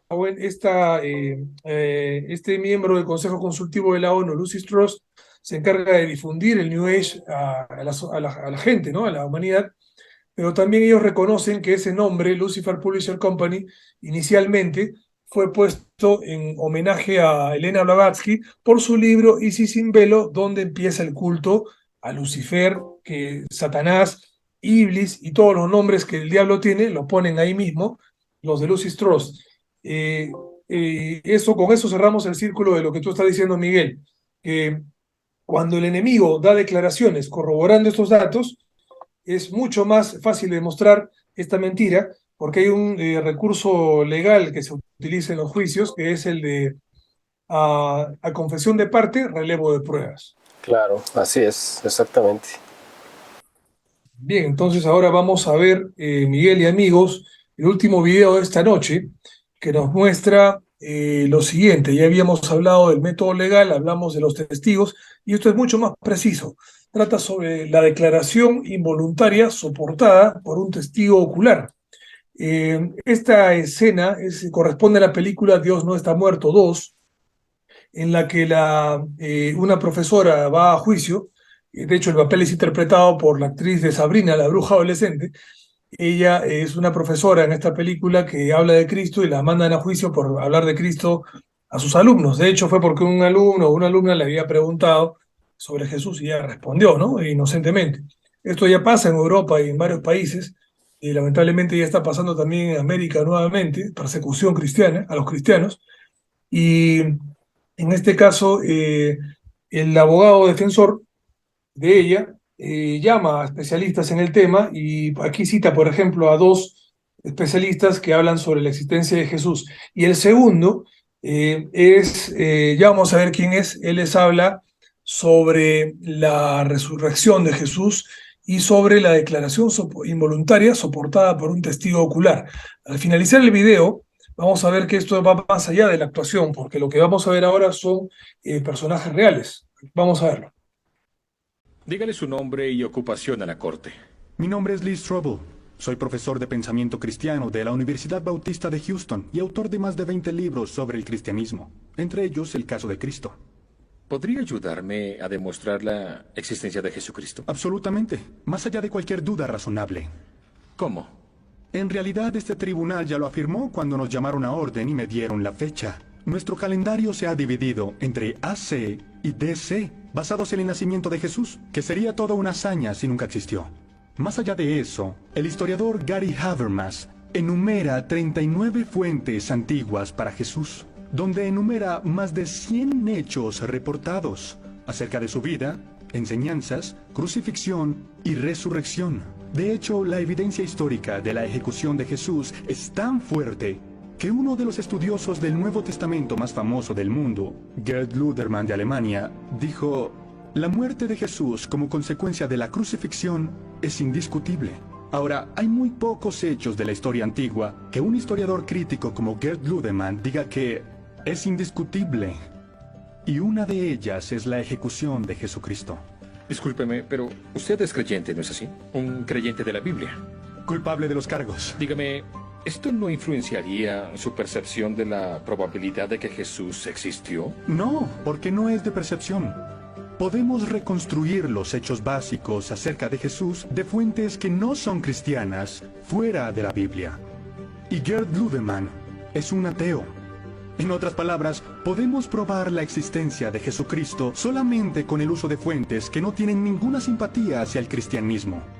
Como el historiador agnóstico Bart Ehrman dice, Jesús verdaderamente existió, nos guste o no. Lo pongo de esta forma. Negar la existencia de Jesús no hace que se vaya. Simplemente demuestra que no habrá ninguna prueba que los convenza. Gracias. No más preguntas, su señoría. Y experiencia para el archivo. Mi nombre es James Warner Wallace. Soy un detective de homicidios retirado del condado de Los Ángeles. ¿Y es el autor de este libro, Cristianismo Caso Congelado? Sí, así es. ¿Puede compartir el tema del libro con la corte, por favor? Un detective de homicidios investiga las afirmaciones de los evangelios. ¿Sería correcto decir que sus deberes como detective de homicidios incluyen la investigación de casos sin resolver? Sí, esa es y era mi especialidad. La mayoría de esos casos no se resuelven con ADN. Objeción. El abogado conduce y testifica, su señoría. Voy a parafrasear. ¿Cuántos de estos casos fueron resueltos con el uso de pruebas de ADN? Ninguno, ni siquiera uno. Eso es popular en la televisión, pero nuestros departamentos nunca han resuelto un caso con ADN. Entonces, ¿cómo se resuelven los casos? A menudo mediante la investigación de las declaraciones de testigos oculares, aunque muchos de ellos ya hoy han fallecido. Perdone mi ignorancia, señor Wallace, pero ¿cómo es eso posible? Tenemos unas técnicas utilizadas para probar la fiabilidad de un testigo ocular, incluyendo el análisis de declaración forense. Es una disciplina donde escudriñamos las declaraciones de testigos oculares, lo que eligieron minimizar o enfatizar y todo lo que admitieron. Revisamos los usos verbales, sus conjugaciones, el uso de pronombres y cómo expanden o contraen el tiempo. Y hasta podemos decir quién está mintiendo. ¿Y usted utilizó este método fuera de su área de trabajo? Sí, lo apliqué a la muerte de Jesús en manos de los romanos y usé los evangelios como si fueran otras declaraciones forenses. En pocos meses pude determinar que antes de los evangelios leídos desde diferentes perspectivas, estos contenían testigos sobre la vida, ministerio, muerte y resurrección de Jesús. Y consideró que los 4 relatos podrían ser parte de una conspiración destinada a fomentar la creencia de una fe incipiente. Debe considerar conspiraciones en los relatos de testigos oculares, pero conspiraciones exitosas suelen incluir el menor número de personas. Es más fácil para 2 personas mentir y mantener un secreto que para 20. Fue el problema con las teorías de conspiración relacionadas con los apóstoles del siglo I. Hay demasiados intentando mantener esta conspiración durante demasiado tiempo. Y mucho peor, han experimentado presión como ningún otro, una presión inimaginable. Cada una de estas personas fue torturada y murió por lo que afirmaron ver, y ninguno de ellos se retractó de su historia. Así que la idea de que esto es una conspiración en el primer siglo es simplemente poco razonable. Y lo que veo en los evangelios es lo que llamo declaración soportada involuntaria por un testigo ocular. ¿Qué es una declaración soportada involuntaria por un testigo ocular? Si pudiera prestarme su Biblia. Déjeme ir al Evangelio de Mateo para darle un ejemplo. Voy a empezar con un pasaje en el que Jesús está frente a Caifás en una audiencia. Aquí dice: entonces le escupieron en el rostro y le dieron puñetazos, y otros le abofetearon diciendo: profetízanos, Cristo, ¿quién es el que te golpeó? Eso parece una petición muy sencilla, ya que las personas que lo golpearon estaban de pie frente a él. Eso no tiene sentido. ¿Por qué sería una profecía poder decir quién te golpeó? Pero hasta que lees Lucas puedes responder esto. Él dice: y los hombres que custodiaban a Jesús se burlaban de él y le golpeaban. Y vendándole los ojos, le decían: profetiza, ¿quién fue el que te golpeó? Ahora sabemos por qué esto era un reto, ya que Lucas nos dice lo que Mateo omitió, que en realidad tenía vendados los ojos. Esta es declaración soportada involuntaria por un testigo ocular que da detalles que el primer testigo omitió. Y después de años de escudriñar estos evangelios, con el tiempo pude determinar si un testigo ocular es confiable. Llegué a la conclusión de que los 4 evangelios contienen los relatos fiables de las propias palabras de Jesús. ¿Y eso incluye las declaraciones citadas por la señora Wesley en su clase? Absolutamente. Gracias, detective. Su testigo. Detective Wallace, no pretendo tener el conocimiento bíblico que usted tiene. Pero ¿no es cierto que estos relatos evangélicos varían mucho en lo que dicen? ¿Que existen numerosas discrepancias entre esos relatos? Absolutamente, pero eso es lo que debemos esperar. No lo entiendo muy bien, señor. Los relatos de testigos oculares confiables siempre difieren en la forma en que recuerdan la historia, su perspectiva, incluso dónde se encuentran. Cuando examiné los evangelios, intentaba determinar si eran relatos precisos y fiables a pesar de sus diferencias. Oh, y como cristiano devoto, ¿Siente que tuvo éxito? No, señor Kane. Creo que me entendió mal. Cuando comencé este estudio, era un ateo devoto. Empecé el examen de los evangelios como un escéptico comprometido, no como un creyente. En realidad no fui criado en un ambiente cristiano. Aunque creo que tengo una alta estima por el valor de las pruebas, no soy cristiano porque fui criado de esa manera o porque esperaba satisfacer alguna necesidad o lograr un objetivo. Simplemente soy cristiano porque es evidentemente cierto. Petición de anulación, señoría. Concedido. El jurado ignorará las últimas observaciones del señor Wallace. No hay más preguntas. El testigo se puede ir. Bien, acabamos de ver entonces que quien ha expuesto ahí, amigos, televidentes, tenemos que la persona que aparece ahí hablando al final, sale en su papel, es de su personaje, es de un investigador de homicidio, ¿verdad? Sin embargo, él está actuando como él mismo, está haciendo el papel de él mismo. Estamos hablando de alguien de la vida real, investigador de homicidios, de casos fríos, especializado en casos fríos. Estamos hablando de Warner Wallace, quien escribe el libro Cristianismo, caso congelado, Cold Case, ¿no? Warner Wallace, tal como lo dijo en el video, en esa declaración en la película, él haciendo el papel de sí mismo, le cuenta la verdad. Él fue llamado para hacer una investigación sobre la resurrección de Jesús y ver, pues, efectivamente si era cierto o no. Y él lo hizo como alguien que no era creyente. En ese momento no era creyente, él dice que era ateo. Sin embargo, al ver el análisis que él mismo hizo profesionalmente, con todas las evidencias, la resurrección de Jesús era algo evidentemente cierto. Y desde ese día hasta hoy él se vuelve creyente, ¿no? En este caso cristiano. Algo para conocer un poco más sobre esto, les recomiendo que busquemos las entrevistas en YouTube de Warner Wallace, que tiene como nombre Cristianismo, caso congelado, donde él habla del tema ya de manera directa. Y también hay una película que se hizo al respecto sobre él y sobre su trabajo y su vida, específicamente sobre ese caso de conversión suya, a raíz de estas evidencias, de esta investigación. La película en español se le conoce como El caso de Cristo. Búsquenla en YouTube, también van a ver trailers y si pueden conseguir la película, enhorabuena, también la pueden ver. Si hubiera alguna pregunta, con todo gusto para contestarla, un comentario, antes de pasar a despedirme y hacer una reflexión final, amigos. Sí, bueno, pues yo creo que no es que haya una, sino yo creo que hay muchas preguntas que hacer, y yo creo que la gente, conforme vaya viendo este video, pues van a ir dejando aquí, espero que lo hagan en el video, sus comentarios y preguntas, lo que daría pie, yo espero que más adelante poder hacer como una segunda parte de este video, porque la verdad es que es un tema muy amplio, que da para mucho. Como esto no es una transmisión en vivo, pues la gente no puede participar en el momento que lo estamos realizando, pero yo creo que la gente puede dejar sus preguntas, comentarios, las recabamos y después hacemos una segunda parte donde yo te pueda decir, mira, las preguntas que la gente nos dejó aquí pues fueron estas, ¿no? Dejarlo, vamos a decir, como un mes, que la gente lo empiece a ver, empiecen a dejar sus comentarios y lo retomamos. Quizás sería una buena fecha por ahí el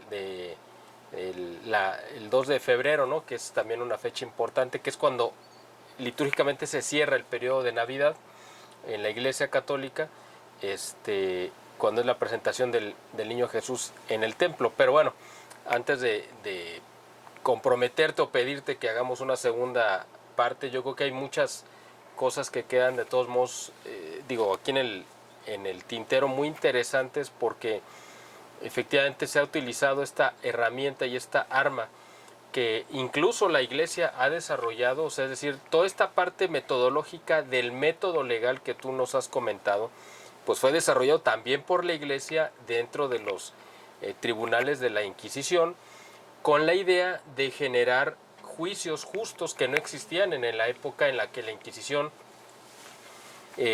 pues le presentaban un caso y se ha satanizado de una manera absurda, ridícula y además de manera totalmente ignorante a la Inquisición como un tribunal que era totalmente intransigente, cuando era el tribunal más justo. Entonces es importante decir que esto que tú nos estás hablando, es decir, los dos métodos, tanto el método científico como el método jurídico que nos acabas de referir, los dos son creación de la Iglesia Católica, se generaron como parte de un por un lado, el método científico como la herramienta, el camino para buscar la verdad de manera más honesta y eficiente, y el método jurídico de la manera más justa y misericordiosa de abordar un caso. Es decir, cuando no existía ni siquiera el concepto de nombrar un defensor de oficio, pues la Inquisición inventa o crea esta figura para que la gente que no tuviera quien lo defendiera, pues de cajón tuviera alguien cuando menos asignado que pudiera llevar su caso, y además que no se pudieran acusar de manera anónima, sino que fueran, en fin, eso ya es otro tema, pero a lo que voy es que hay que tener en cuenta que estos dos métodos que tú estás refiriendo, los dos son creación de la Iglesia Católica y van con la misma idea, y de hecho utilizarlos ahora para tratar de negar la existencia de Dios, pues básicamente es como tratar de, no sé, de matar con un arma, ¿no? al que inventó las pistolas, por decirte algo, ¿no? O matar de flechazos al que inventó el arco. Es decir, es tratar de buscar o invertir la razón que le dio la causa que le dio razón a estos métodos y tratar de utilizarlos para fines totalmente contrarios para los que no fueron creados, ¿no? Es propio del enemigo, ¿no? Tanto el enemigo, el adversario, Lucifer, como sus seguidores luciféricos de quienes hemos hablado, ellos siempre toman la creación de Dios para intentar hacerla suya o engañar y decir que es suya, ¿no? El diablo se dice que gobierna este mundo, pero en realidad no es suyo y se le va a ser arrebatado en su momento. Igual los masones que gobiernan actualmente y que se encargan de la educación triste y pésima que tenemos ahora, nuestros países acá en Occidente, especialmente en Hispanoamérica, lamentablemente, tenemos una educación pública pésima comparado con lo que hemos tenido años pasados. La Universidad de San Francisco en México, como la Universidad de San Marcos, Mayor de San Marcos en Lima, Perú, eran las mejores, los crisoles culturales de América del Sur y Norte. Sin embargo, ahora no son como fueron antes, ¿no? La educación acá en Perú es pésima, la pública, y San Marcos es cuna ahora, lamentablemente, de escuelas marxistas, incluso terroristas en su momento. Lo comento porque efectivamente el enemigo toma lo que no es suyo, lo quiere hacer propio y lo hace mal, lo tergiversa. Gracias por mencionar lo de la Inquisición, porque efectivamente hay algo que mencionar ahí también. Muchos de los objetivos que fueron bueno, no atacados, sino sentenciados en la Inquisición por temas espiritistas, todos ellos eran masones, todos ellos eran judeo-masones, porque en esa época, amigos, la doctrina de los masones, esa teosofía, esos fundamentos luciféricos que ellos tenían, no los enseñaban a los humanos cristianos comunes y silvestres como nosotros. Era información secreta de ellos, de una élite, de manera que no hubo ningún cristiano, no hubo ninguna persona que no fuera masónica y ninguna persona inocente que fuera sentenciada por ese tribunal. Porque en ese tiempo los únicos que tenían esa información como algo selecto de su élite eran los judíos y masones.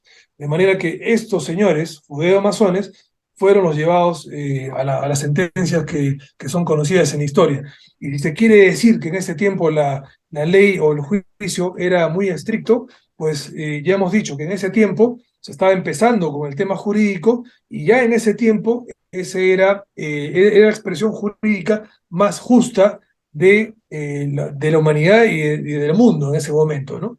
Entonces, si después se habla de juicios diferentes o si se mejoró el tema jurídico, fue por un tema de causa-efecto en las décadas que han habido y siglos posteriores. Sin embargo, en ese tiempo era lo mejor y lo más justo que se tenía.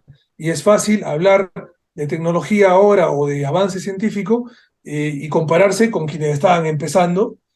Por supuesto que es fácil que pretender comparar ser mejor ahora que ha pasado tanto tiempo de investigación, cuando en realidad ellos eran los pioneros y era lo mejor de la época, ¿no? Gracias por mencionarlo, Miguel.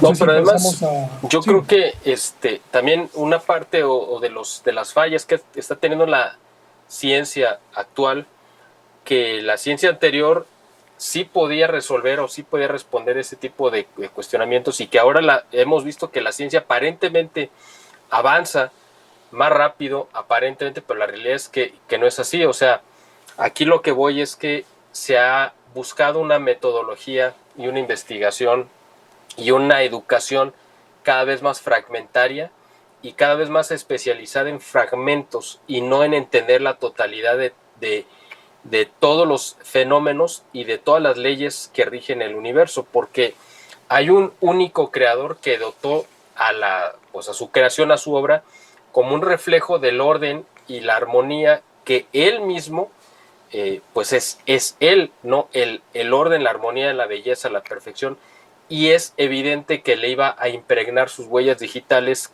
en ese orden, armonía, belleza y perfección a su creación.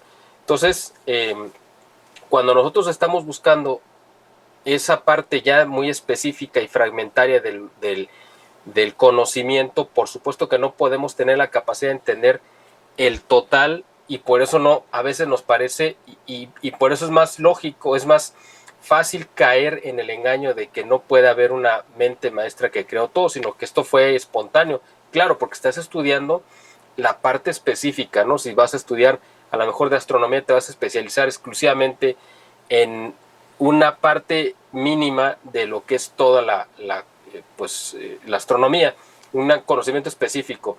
O si es de biología, te vas a especializar solamente en una parte, en una especie única de insectos, y vas a desatender el resto de que todos los seres vivos tienen quizá el mismo orden, o si te vas a dedicar a la física o a cualquier otro conocimiento. Entonces, los científicos que lograron los grandes avances eran porque entendían que había un algo unificador que le dio orden a todas las leyes, y que esas leyes no podían ser distintas a las de la física, las de la química y las de la biología. Todas tenían una coherencia, evidentemente, e incluso las de la música, etcétera, las del arte y las bellas, las ciencias y el conocimiento en general, la filosofía. No podía haber una incoherencia porque todas venían ordenadas por la misma mano, ¿no? Y yo creo que ese es uno de los grandes defectos que tenemos ahora en la ciencia, en el conocimiento, en la educación en general, y por eso nos hemos ido topando con paredes cada vez más estrechas, porque nos hemos encerrado en un cuarto donde no encontramos las respuestas. Precisamente, ¿no? Se nos pone en rincones del laberinto cada uno para no tener una vista panorámica de todo. Así es, una visión integral, como la iglesia la daba en su momento, ¿no? Y ahora queremos darla, queremos compartirla, porque la iglesia, amigos, somos las personas. En su momento yo cometí un error hace años, siendo más joven todavía, de apartarme de la iglesia por pensar que, por ser imperfecta esta, yo tenía que buscar algo perfecto. Y una vez un amigo católico, gran amigo ahora, que yo regresé al catolicismo, él siempre me dijo: Lucho, si Dios hubiera creado una iglesia perfecta, lo hubiera fundado en María y no en Pedro imperfecto. Y efectivamente, yo reto a todos ustedes a reflexionar, a darnos cuenta que la peor crisis de la iglesia católica no fue ahora con los casos por ejemplo, casos de pedofilia que puede haber en cualquier grupo corrupto, en cualquier casos aislados, evidentemente. Ojo que la única religión que la promueve de manera abierta es el judaísmo en el Talmud. Lean, por favor, ni el Corán, ni la Iglesia Católica con la Biblia, ni los hindúes promueven ese tipo de aberraciones. Solamente el Talmud, que es el cuarto libro de la religión judía, incluso promueve otro tipo de... No puedo decirlo acá directamente, pero voy a juntarles un link en los comentarios sobre el Talmud para que vean todos los crímenes que promueve y delitos. Es la única religión que se encarga de eso de manera abierta. Lo voy a poner en comentarios. Yo reto a darnos cuenta de que la peor crisis de la historia del cristianismo no fue ahora. Fue cuando Jesús fue mandado a la cruz y persiguieron a los cristianos en ese momento. Todos lo abandonaron. Pedro lo negó 3 veces. Sin embargo, Pedro fue para Jesús después, cuando resucita, perdonado, y lo nombra primer papa, primer sucesor, primer líder de todo el grupo cristiano. Judas lo traicionó, termina ahorcándose arrepentido. Y todos los demás se fueron corriendo. Solo Juan, el menor de todos, se queda con su madre y con María Magdalena a los pies de la cruz. Todos los demás cristianos lo abandonaron a Jesús, después de que fueron asusados por los judíos o los fariseos para liberar al peor, que fue Barrabás, y dejar a Jesús muerto en la cruz. Esta es una reflexión, porque Jesús funda la iglesia en esos apóstoles imperfectos que luego se arrepintieron y que luego dieron su vida por él, martirizados incluso. Yo agradezco mucho que Dios me ha permitido conocer gente increíble en la iglesia católica, casos de conversión. He conocido gente maravillosa que ha tenido una vida pasada con full pecado, tanto como el nuestro o más pecadora que nuestra vida, y que ahora son grandes defensores de la fe cristiana, mucho mejores católicos que yo, de quienes yo aprendo muchísimo y los admiro. Efectivamente, Dios, sabiendo que somos imperfectos, Él nos enseña a nosotros y crea una iglesia imperfecta, porque si la iglesia fuera perfecta no sería de la tierra, sería de ángeles, sería del Dios mismo, ¿no? De Jesús, de María, solitos ellos nada más. Eso es el liderazgo, eso es el aprendizaje. Y cuando uno quiere ser padre, un padre bueno y justo, promueve que su hijo aprenda por sí mismo. Pues muchas gracias, querido Lucho, por esta cátedra que nos has dado y que nos has regalado. La verdad te lo agradezco. Yo creo que va a haber mucha gente que va a quedar muy entusiasmada y yo te pido que nos vuelvas a acompañar para unas semanas más adelante. Hay muchas cosas más de qué comentar. Yo de verdad te agradezco que nos hayas regalado estos minutos. Y a ustedes también, amigos, les agradezco como siempre el favor de su atención. Ya escucharon ustedes al ingeniero Luis Alberto Rojas Jordán, que es presidente del canal Victoria en Perú. Ustedes ya lo conocen, lo hemos tenido en varias ocasiones y ahora quisimos traerlo para hablar de este tema del cual, como ustedes ya vieron, también él es un estudioso y un experto. Te agradezco, Lucho, por tu presencia. Y a ustedes, por supuesto, también les agradezco el favor de su atención. Esperemos verlos pronto en un siguiente video y les agradeceremos también hagan favor de dejarnos sus comentarios. Hasta la próxima.